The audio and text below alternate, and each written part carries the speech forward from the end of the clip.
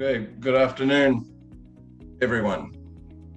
Hopefully you can enjoy the Fleetwood Mac Sarah in the background while we were just waiting for people to join us. My name is John Clune.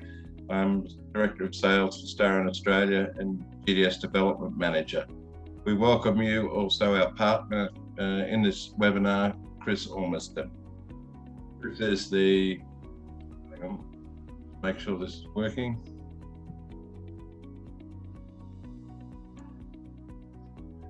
We'll just cover off a little bit of housekeeping and I'll introduce Chris and he can speak for himself in a moment. All participants have been muted upon joining the seminar or the webinar. Please do post your comments or questions via the chat feature. Head of Marketing for STAAH, Edwin Saldana, may answer some of those depending what the question content is about. Otherwise, he may defer to myself and to Chris at the end of the webinar. We will have time at the end to answer any of your questions, whether they be by voice or by chat. We would ask you please to close all your tabs on your web browser just to make your reception easier and greater clarity and no lag time. Just a little bit about ourselves. Chris, would you like to introduce yourself, please? Yeah, sure. Thank you, John. And hello and good morning, good afternoon to everyone on the line. My name is Chris Ormiston. I'm the account director. I'm an account director at STAAH Hospitality based in Brisbane. And we certainly keep an eye on the market, look after everything and all related to STAAH GDS, as well as all the GDSs in the market at large. So I've certainly got some great information to share with you later on and look forward to going through that shortly. Thanks, Chris. Many of the clients and customers are familiar with me from having had some dealings through STAAH GDS with myself. For those that I haven't met personally or dealt with, I welcome you and thank you for your time. I've been with Director of Sales for Australia for the last 4 years, but involved with STAAH for 9 years. And over the last 3 to 4 years, I've had the role of GDS Development Manager, improving our product, improving our support. And I work very closely with Chris, who in his role at STAAH is responsible for STAAH and its involvement with the GDS hosting. A quick snapshot for those who do not know enough about STAAH, although I can suspect many of you do know a lot already. STAAH's been in existence for nearly 12 years in the industry in its role as channel management and providing solutions around that service. There's 55 product updates per year on average produced by STAAH to keep the products relevant. We have a presence in over 90 countries with 8 offices. Myself, I work now from home after COVID, and many of the staff now globally are doing that.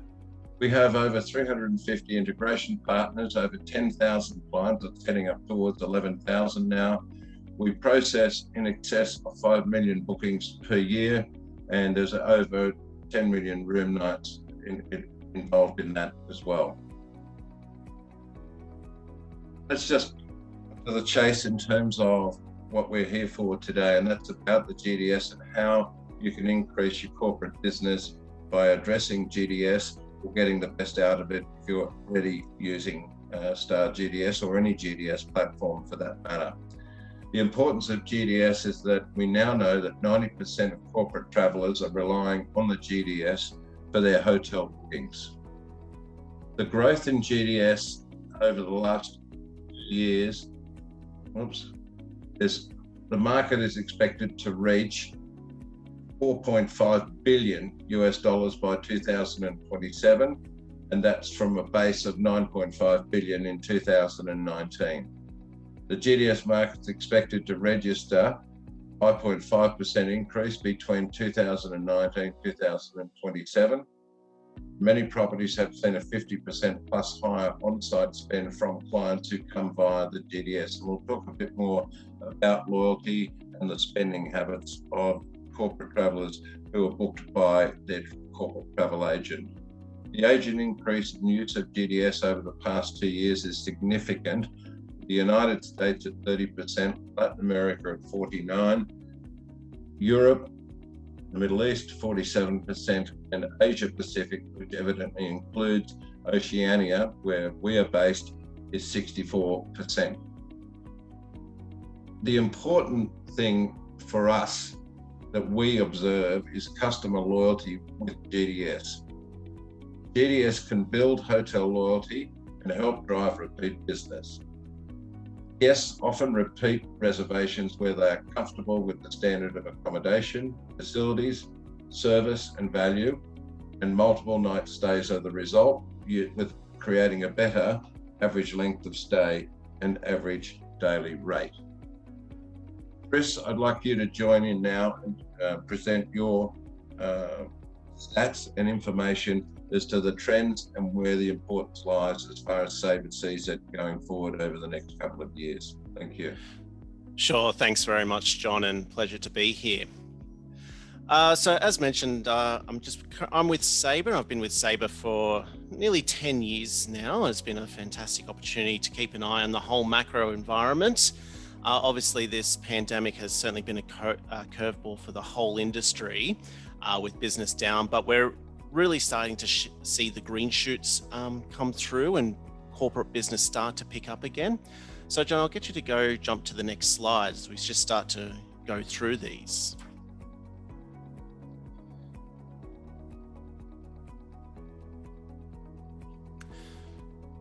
Okay, so just in a high level, Sabre. So what we do, and how to capture corporate bookings by providing powerful technology expertise that unlocks revenue opportunities and enabling you, the hoteliers, to be able to amaze your guests. Oh, jumped over a few there. John, I'll just get you to go to the next one. Okay. So let's look at the current landscape.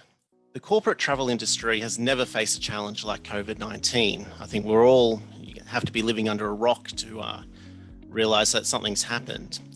The rapid shutdown of work-related activities in 2020 has certainly put a damper on the massive economic benefits that the sector generates. Nonetheless, the headlines are offset by a growing resolve to get business travelers back to the road safely and cost effectively, and put the industry business in general back to the path of recovery. So according to the calculations developed by Oxford Economics and the US Travel Association, for every dollar invested in business travel, a company can expect to receive an incremental return of $12.50 in revenue. So this just shows and pays testament to the fact that companies do need to get their teams back on the road. 2020 was a bit of a write-off, and now we're seeing the sudden shift in 2021 in getting these people back on the road. On the right, you'll see a poll that's been taken from various companies by the business travelers, so the actual end users who will stay in your hotels, and also by the travel managers and the C-level executive teams. And as you can see, in both categories, the far majority both strongly agree that travel is a driving focus and to get back out there in driving company growth and success. So then what are the key elements that companies are looking to see before putting their people back on the road? And I think everyone will certainly agree with that. We'll certainly need to see an easing of government imposed travel restrictions. And so we're already starting to see that Australia and New Zealand borders are opening up. Unfortunately, we've had a bit of a setback with Auckland, but we expect that to be resolved. And for those Kiwi travellers going to Australia to be able to come into the country without quarantine. We need to see medical evidence of pandemic recovery, which thankfully we're already in the midst of. We have vaccines rolling out in most countries. Obviously, it's just starting with key medical persons, but then hopefully we expect to see that to the general public, which will raise the confidence of companies in allowing their companies to travel, their employees to travel. And then obviously as the resumption of normal airline activity, having those routes open up. Now, whilst it's hard to estimate the scale of cuts in travel spending at companies, McKinsey interviewed several travel managers at companies representing various industry sectors. The interview suggests that the travel spending by many large global corporations are at 5 to 15% of business spend during the same time, 2019. And many companies still completely ban business travel. The census is that by the end of 2021, at best, spending will come up to 50% of 2019 levels. The IATA survey shows similar results. 2/3 corporate travel buyers indicated that their companies were planning 25 to 75% of business as usual travel for 2021. And what we do see, and originally last year, we're starting to see reports talk about 2025 to 2027 being the resumption of pre-COVID levels of travel. However, what we're now seeing, and what we're starting to see even more, is the fact that this may have been a bit of an overestimation. And we're starting to see evidence that it's possible that we may even resume back to pre-COVID levels as early as 2023 and 2024, which is certainly good news for our industry. So John, just to the next slide.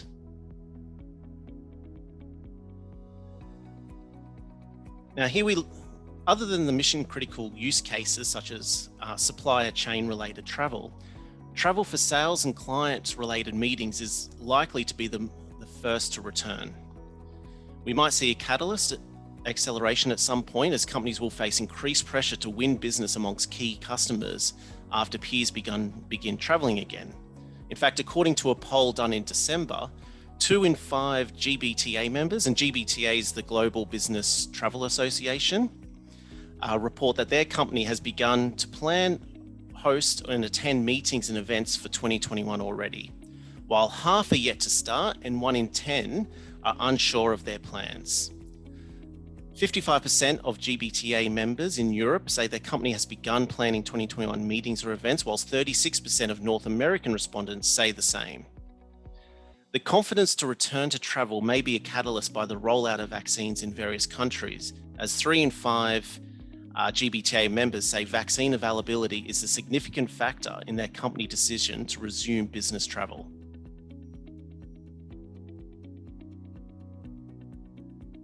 And here we start to look at what will business travel be moving forward. Obviously, the pandemic has changed the travel landscape for the foreseeable future, perhaps even forever.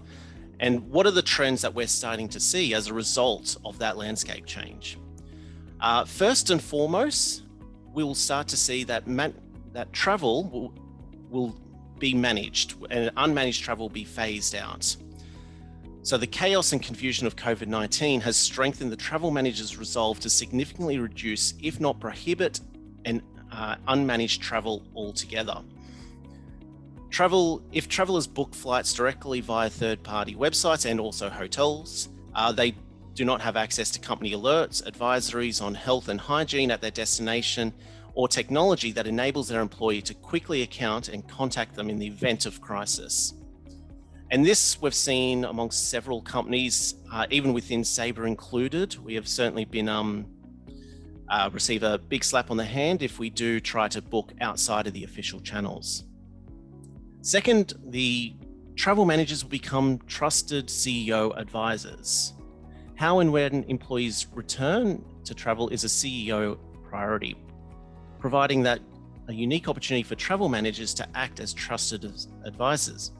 A September 2020 survey of Agencia customers, obviously those working with Expedia, uncovered that 54% of travel managers are now more engaged with executive leadership, a jump of 50% compared to 2019. Thirdly, travel programs will pivot from price to employee experience. So business travel programs historically focused on controlling costs, but in 2021, there's been a major shift towards traveler well-being and duty of care. So travel managers will respond by relaxing certain policies, such as allowing employees to take a cab from the airport or staying in a more expensive hotel closer to their destination or their office. And then number 4, virtual cards and AI-driven policy will surge in popularity. So I'm sure most of you have already come across and dealt with virtual credit cards. And last year, 2020, should have been the breakthrough year for virtual credit cards, with a series of major industry players bringing out efforts. Expect to see a huge popularity surge in 2021 as organisers look to protect travel program spend, reduce fraud, as well as alleviate the financial burden on employees who might be in debt or struggling financially in the wake of the pandemic. Similarly, AI-driven policy will emerge as a way to make travel programs smarter. For example, a dynamic hotel rate caps that leverage data science to determine the maximum price a traveller should pay for a room at any specific time. We're starting to see gain a foothold before the pandemic struck. These caps will grow in popularity in 2021 as companies look to drive down costs without the required effort to negotiate a preferred rate with the supplier. And this we start to see through in the current slide, and where we start to talk a little bit more about the consortia programs that the agents run. So for those who are not familiar with it, we have consortia programs and we have what's called TMCs. These are travel management companies. The difference being consortia is a voluntary program that a flight center or a flight agency would participate in order to get access to preferred pricing. And then you have TMCs to the like of Flight Center, American Express, where all the agents work for the company, and it's almost mandated by the companies in telling their agents what and where to book. So some of the updates we see amongst our TMC and consortia partners, including the feedback received from partners as well as the number of our own consortia hotels services, we get the same feedback from everyone we speak to on all points. The importance of travel agents are back. Online bookings have turned to offline bookings because information and pre-booking about health and safety measures are key. Hence, recommendations where to stay are being made by the agents. Reed and McKay, which is a TMC, informed us that of their clients, even on the online booking tools, they've turned off the online booking tools to ensure that their travelers are speaking directly with the agents. Just like many other travel managers and procurement teams that have been struggling with the limited resources in 2020, there has had an impact on RFP negotiations for 2021 as well. So I'm not sure if a lot of you might be able to relate to this. Most corporations have rolled over 2020 rates for another year, meaning that your corporate rates possibly might be above your bar rates and your consortia rates. Or they cut their programs and only focus on key destinations. Due to this, many TMCs are not only adding new destinations to their hotel programs if needed, so this is referring to their consortia programs, to supplement their own. They're increasingly relying on consortia and TMC hotel programs. In our data, we see the exact same trend, which takes me to the next slide. So this slide is looking at the 2020 performance of all our consortia partners going into the 2020 participation hotels. Clearly, you see a big drop in bookings as of February, March, and then obviously into April where it falls completely. So no surprise there by anyone on this call. But the interesting thing here is the ratios of the rates being booked now. We've moved from an average of about 18% of all rates that have been booked are on dedicated consortia rate codes to 23%. And this slide includes all partners and some of our more traditional consortia programs that do not control the point of sale for their agents, as they are just members and they're not managed. So as a result of this, it does bring the average down quite a bit. So this leads me on to my next slide. This slide shows the exact same information, but only includes our top and key consortia providers or TMC providers, which is American Express, BCD Travel, CWT, Radius, and Flight Center. And of the participation, FCM is the top TMC that took at December 42% of the bookings done with these partners are done on consortia rate codes. So it's just really showing the testament for consortia and how corporate negotiated bookings have temporarily been phased out due to availability. However, these are being replaced by TMCs mandating to their agents, saying we need to stick to our consortia programs and the list within that.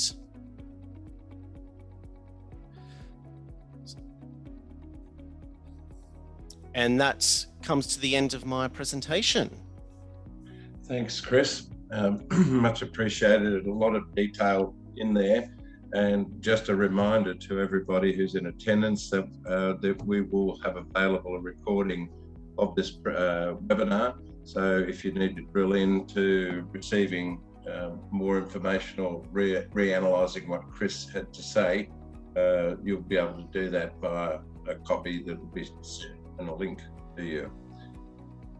In terms of, whoopsie, just touching on how we connect with what Chris is saying, that hotel, and you all know this, or you're considering GDS, being in the GDS program, it's what information you need to know. The first thing is that your hosting service, in this case, we're just talking about the STAAH GDS hosting, connects the hotels to over 500,000 travel agents globally. Just a quick background, all travel agents globally are only using one of four systems, either Amadeus, Sabre, WorldSpan, or Galileo. When you are hosted for the GDS as a hotel, the travel agents are able to book rental cars, flights, and hotels, and other services. So it's important that whoever is hosting you, and STAAH does this with our GDS hosting, that we connect you to all the GDSs, to all the travel agents globally. The important part of what we're talking about here with Chris is that we are able to update for each of our clients the public, consortia, and negotiated rates, plus the availability, and it's all in live time. When a booking is received from one of the GDS, it comes back into the hosting service and passed on to, in this case, the STAAH channel manager, who in turn delivers the GDS booking into STAAH and evidently into the local hotel's PMS property management system. But let's just dwell on the rates just for a moment, the impact of rates. It's about getting exposure. If you are a hotel in a demand area where corporate travelers are going, you will evidently be in a competitive market. That's a given. So just having your public rates available probably is not enough to attract the business travel agent, like the TMCs, the flight centres, corporate travel managers, or whoever is making the booking for the client in New Zealand, Tandem Travel, Orbit Travel, etc., etc. So you need, as a hotel, to consider how you participate and compete with the local hotels that are in your market on the GDS. Evidently, you need to have, you look at this matrix, travel agent and TMC, they book through the GDS, and they're going to, first of all, look to book any negotiated rates or corporate rates that you have offered to their client. So ABC Proprietary Limited, you have a negotiated rate with them. Their appointed travel agent will book those rates absolutely as a priority. The next level of rates is the generic corporate consortia rates that you have available. These are only exposed if you choose to join a program run by a consortium. And in the Oceania market, one of the major players in that area evidently is the Flight Centre Group. And the third level of rates that they book, normally, if they are a consortium, will be the public rates. They will be directed by the client and their superiors within the agency group to book the negotiated rates and the consortia rates first. Sometimes you will have a large company that has what's called an OBT, an online booking tool, and this is given to them by their agency group, the agency travel manager. And it simply means that the personnel within that office of that company can make a booking direct in the GDS using the online booking tool.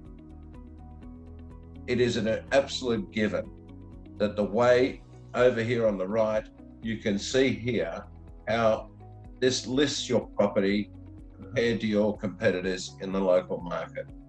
Preferred hotels are listed on the top, and you gain new multinational corporate clients, particularly in Gateway City.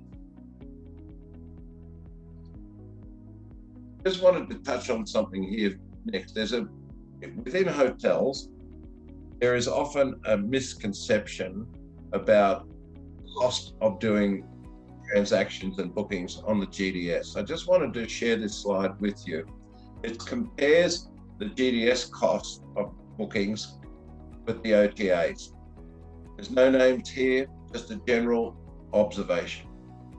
If you have a 2-night reservation at $170 per night, and on the public rates in this case, because often your negotiated rates are non-commissionable, but we'll deal with what we've got here with the public rates, that's $340. The OTA has the same rate, and they've got a 15% commission.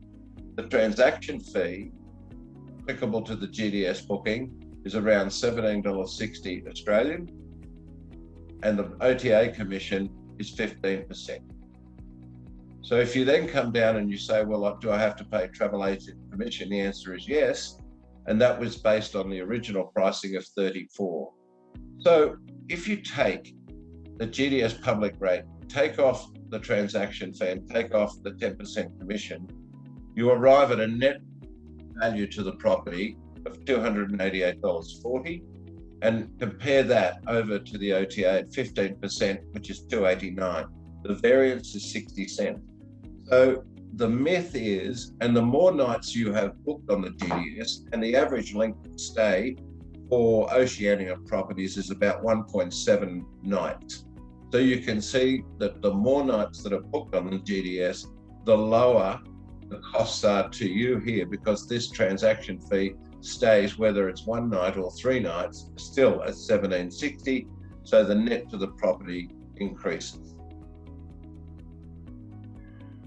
Just touching base on when you're working with a GDS host, there are what we call best practice functions.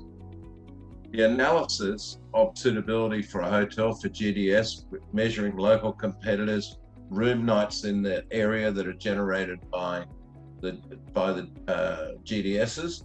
You have to have that information to make an informed decision, and your GDS host should be discussing these not only before you start on the GDS journey, but during it as well, looking for trends and movements. When they load you up onto the GDS, the data that is loaded in for your hotel is critical to give you the very best listing, so a travel agent who will never ever come to your area knows more about your property, proximity to major corporate clients, recreational facilities, etc. So it's important that an audit is done before the loading. If the audit throws up some information back to your host, they should be talking to you about audit results and recommendations, and be courageous and make suggestions to you. They take you on the journey to the live status, and from start to finish, registering and having documentation initiated, going live on the GDS is about 6 weeks. It's not like joining an OTA and turning a tap on. It takes a bit of time. There should be rate guidance and loading for your public and negotiated rates. We work in harmony with the hotels. Any good host will work in harmony with you as their client and your local travel agents so that they can book the negotiated rates. It's important that a property have its property details and room image loading service included. If you can imagine a travel agent in another state or another country who will never come to your hotel, but they have to book on the GDS, the more descriptions of the rooms, the property, the facilities, and the images helps them sell your hotel. The detailed room descriptions are critical, because if they are not up to speed, you get pushed down the listing of, when that's earlier slide I showed you. If I just go back one to this listing here, if your information is not up meeting best practice, you are pushed down that list over on the blue slide.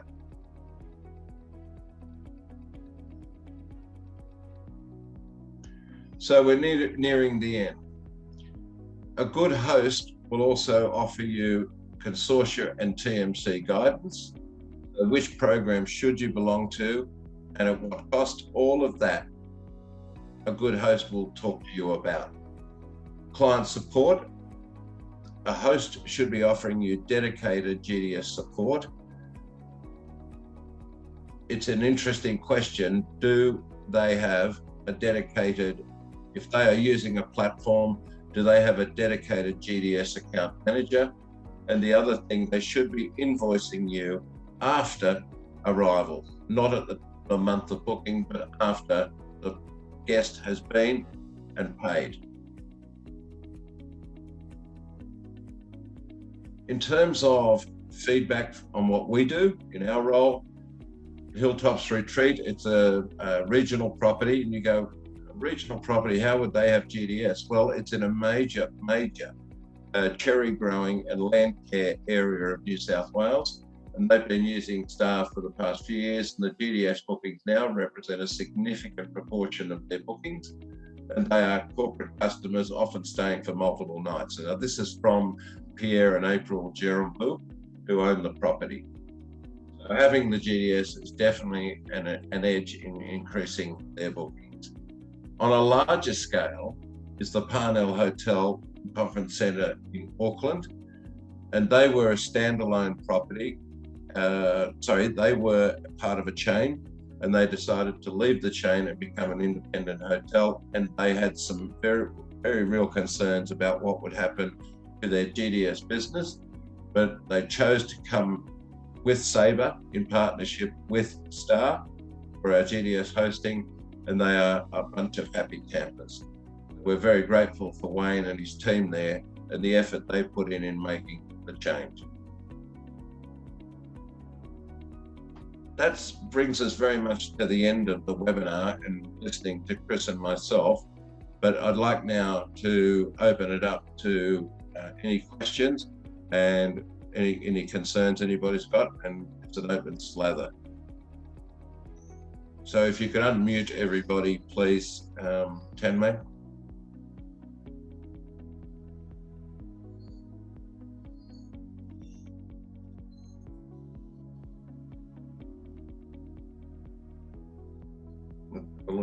Edwin, any comments from you? Can you unmute yourself, please?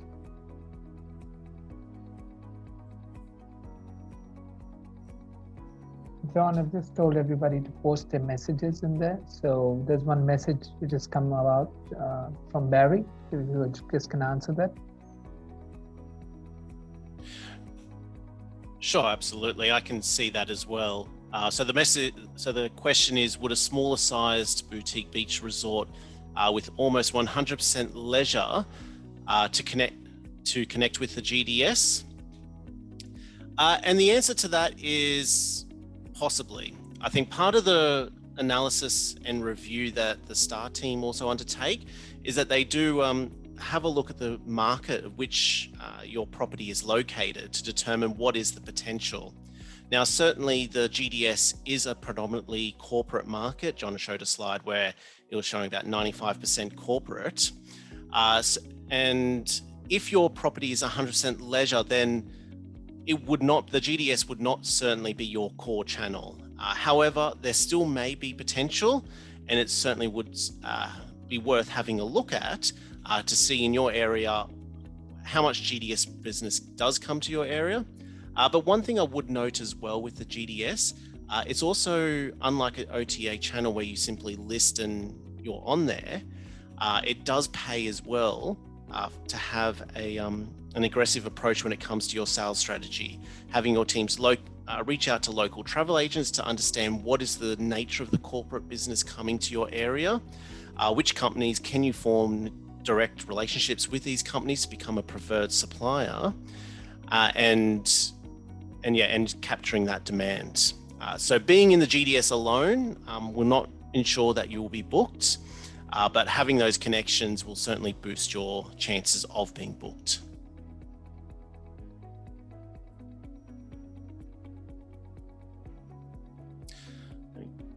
I can see a few more questions in the chat panel. So for GDS, Sabre, and etc., is it automatic fill by STAAH, or hotels or hotel unit must control it, the GDS? So John, I think that's probably more of a question for your side. Okay, thank you for your question, Mohammed. The normal process for a hotel is they are part of a GDS host, and yes, we offer that service. And in that scenario, all the rates and availability in the GDS, and we use the Sabre platform, are done through STAAH. It's unlikely that a hotel would be controlling rates and availability directly in their GDS. It can lead to overbookings and some consequential problems from that. But I can't speak for every GDS host or every channel manager, but we have a dedicated GDS team, and we ensure that our connection is fast, reliable, and that if a property has any questions or they have concerns, they're able to deal with their sales contact within STAAH, or myself, or our GDS team. Hopefully that answers that question. I might deal with the next one. Chris, are you comfortable with that from Shannon? Please do. I know where Shannon is based. Hi, Shannon. Thank you for raising the question. What are the associated fees, bookings and connection fees for a property to connect? Again, depending on who the host is, but I'm happy to disclose ours privately to you. Shannon, there is a setup fee, and there's a monthly fee, and then there's the transaction fee. Happy to spend time with you, Shannon, if we could link up via email or LinkedIn. Happy to share that information with you. But the important thing is whatever platform of GDS hosting property uses, that it does connect, in my opinion, their channel manager.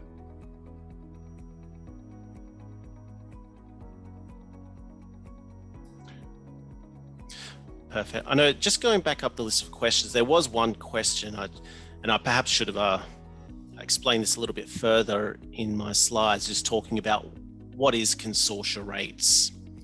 And I can see Edwin also answered it, but just to elaborate on this a little bit further in terms of consortia rates. So what a consortia program, or what consortia rates are, is that you as a hotelier can pay to become part of a preferred program that is booked by a selected group of travel agents.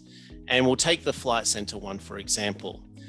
Flight Centres globally invite all hotels to participate in their consortia program. Their public consortia cost, if memory serves me right, is about $820 US for the whole year.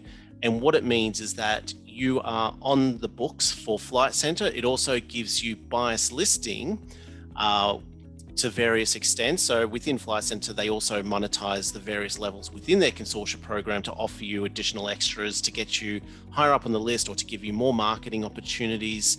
And this is all information and services that you would have access to via STAAH, and John and his team will certainly be able to help answer any questions you have on that. But the key thing to remember is, if you're in the GDS right now and all you offer is public rates and maybe the odd occasional negotiated rates, you should be looking at who those agents are and what affiliation those agents have with these consortia programs. John illustrated on a slide a few slides ago, showing you the hierarchy. So when agents come in, first of all, they're looking for negotiated rates. Then if there's no negotiated rates, they then look for consortia rates. And if there's no consortia rates fitting their need, then that's when they go to public availability. And if you're getting bookings from being part of that third tier, it does mean that if you do pay to become part of their program and you're within that second tier, that consortia rate, it does significantly increase your chances of being booked and getting even more bookings from that travel agent group. Now, keep in mind, during my slides, I was also talking about the fact where for this year, corporate negotiated rates are sort of intermingling a lot more with consortia rates. So TMCs, they don't have the manpower to renew every contract. And so they're falling back more and more onto this consortia rate category. So moving forward, it may be entirely possible that a lot of companies do ditch their company rates altogether in favor of just consortia rates. But this remains to be seen. But it is certainly going to be an important criteria for a hotel's success in ensuring that they can get the very most from the GDS business and capturing those corporate bookers. So I hope that answers that question a little bit more. Chris, if I may, I'd just like to add to that. I've got that slide back up on the presentation. Where hotels are located in major metropolitan areas, call them that, and there's major airports involved in that location, it is hotels, independent or otherwise, will be in a highly competitive market, and they need to think, in my view, about their involvement in selected consortia TMC programs so that they have a preferential position for the agents to book them.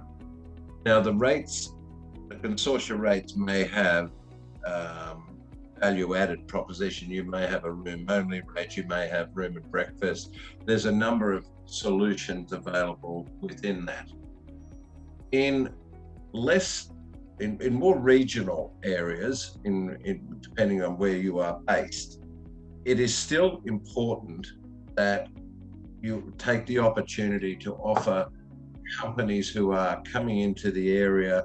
I mentioned Hilltops Retreat, where there is a lot of government business going into that particular region. There's water management, land care, lots and lots of government departments. There's a hospital, and these people are looking for negotiated rates. So it's important that you have the ability to offer negotiated rates, have them loaded into your GDS posting listing, and those negotiated rates can only be viewed by the appointed agent. It's what we call defined viewership. So it doesn't matter whether you have a consortia program to support your activities or you concentrate on negotiated rates. But if you want to secure more corporate travel business, they are things that you need to consult with your GDS host or with whoever it might be. And I'd like to think that we do offer that consultation and discussion, and try and help our clients wherever possible. But it's all part of the distribution mix.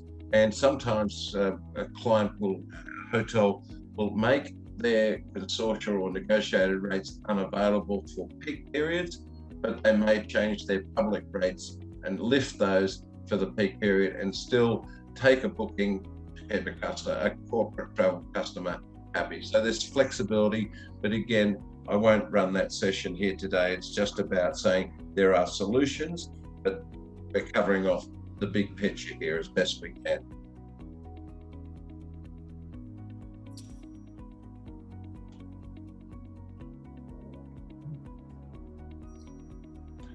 We got any other questions, Chris, that we can see? No, that's it for the chat box. All right, I think we will be sending out an acknowledgement and a thank you for everybody who has attended. I'm personally very, very grateful for the time that you've given us, and particularly to Chris, who's an extremely busy man. Chris has only recently relocated with his family to Brisbane. Chris, I'm very much indebted for A, our relationship, and B, the time you've given to this afternoon. I'd like to thank everybody who's attended,